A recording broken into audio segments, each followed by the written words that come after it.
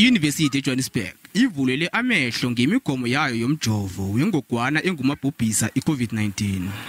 Eminyakeni opheleleko, i-University le yamukela umgomo okatelela bona bonke abafundi nabasebenzi bajovele i-COVID-19.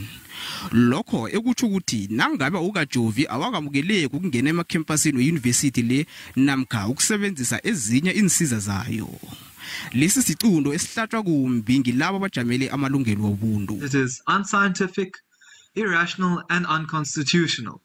Ihlangano ejamele abafundi be-University, i-University Alliance, ithi umthetho lo uphula amalungelo obuntu wabafundi ubandlulula abafundi nabasebenzi bezikweli.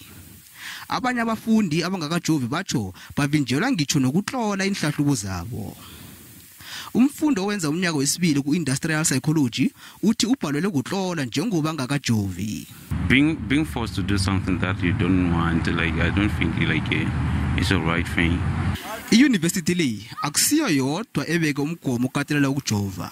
Imikhandlu yamaziko yifundo ephakemeko ahlukahlukeneko iphasise imigomo yokujova ngokukatelelwa. We are aware of at least 6 South African universities with similar policies. These policies vary in intensity, with some, such as Rhodes University, going so far as to exclude unvaccinated students from registration altogether.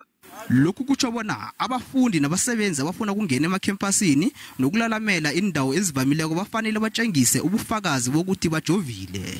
If the university was really focused on getting everyone's interest at heart, then they would make amends to make sure that if one cannot enter the campus, then there's somehow an opportunity to either write online.